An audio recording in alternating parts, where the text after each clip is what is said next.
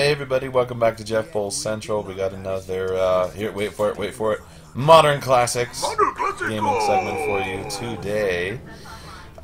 This time I'm going to be checking out The Witcher 3 Wild Hunt, which is like probably my single most favoritist, which is, by the way, you don't say most favorite or just favorite, you say most favoritist game of the current generation of gaming hardware.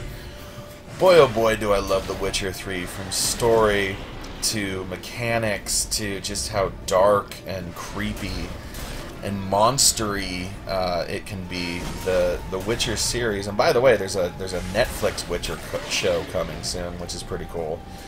You got Henry Cavill, who's been playing Superman, to play Geralt of Rivia, which I'm pretty excited for. Although it looks a little strange, but you know, I'm in for the ride.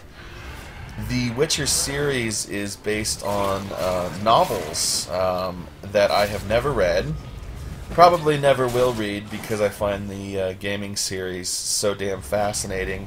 Kind of like, well, it's fantasy, you know, it's like medieval fantasy. Think Game of Thrones, but with more monsters. And, you know, folklore and fairy tales and mythical creatures and stuff. Geralt is a witcher, which is a dude who hunts and tracks down mythical beasts and everything, and slays them for you, for a price. Always for a price. And, you know, The Witcher 2 was widely considered one of the best looking PC games of all time. I didn't play it on PC, I played it on Xbox 360, and let me tell you, on Xbox 360, it's not a very good game. At least it didn't used to be.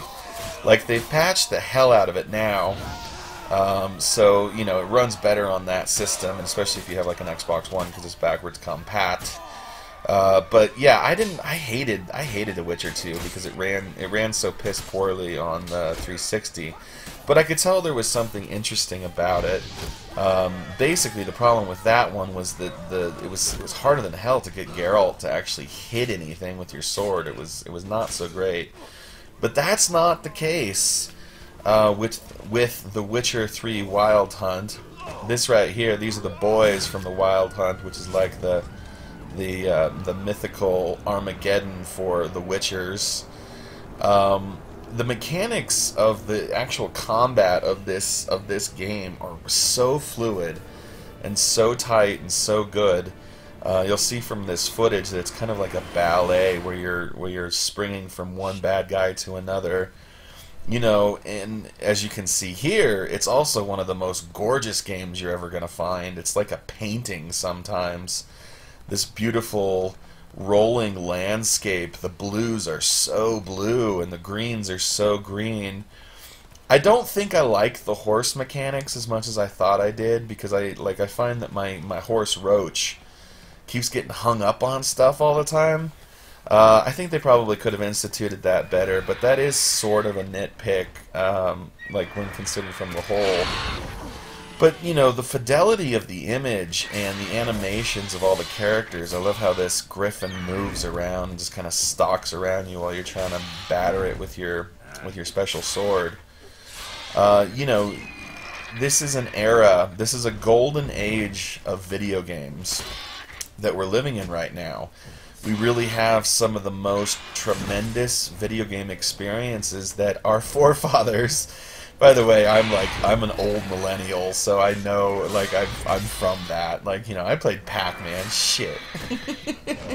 I played a little bit of Pac-Man in my day. I played a little Space Invaders, and let me tell you, as someone who has seen like basically the entire scope of video game history, they just I mean, look at this game. That was a weird noise.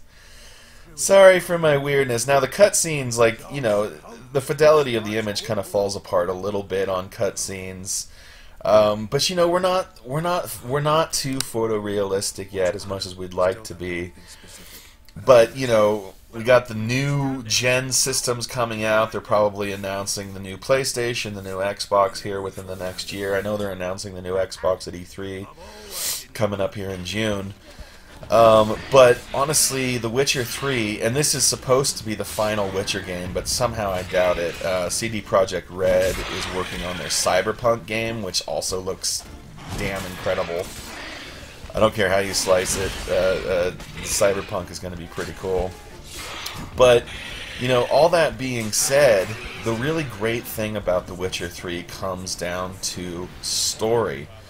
And the story comes down to characters. These are all very, very flawed, dark and dirty people. It's a lot like Game of Thrones in that. I've just been watching Game of Thrones, so I got that on my mind. You know, they're willing to do what they have to do to survive, except that you're a Witcher, so you're like extra super competent where nobody else is. You know, the side missions are as good as the main story, which oftentimes you do not find in a third-person action title. And they really help kind of enrich the world. And I just love this game. I've loved this game ever since it came out, man. When this first came out, I played it on PlayStation. I beat it in like a week, which is unusual for me because I'm kind of a slow gamer. So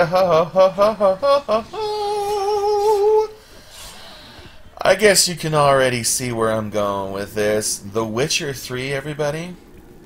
It's a modern classic. I said it. I sped it. I stole your mama's credit. That's all there is to it. Yeah. Witcher 3, great game, wonderful game, modern classic. Take it or leave it. Take it, I hope. That's all for me, everybody. Like and subscribe. Like and yeah, whatever.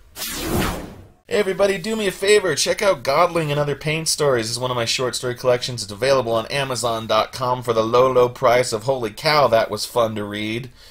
Science fiction, fantasy, horror, lots of humor, lots of unexpected zaniness, kind of adult at times. You'll love it, I promise. I'm a good writer. I write good. You like a? Yeah, you like. Come on now.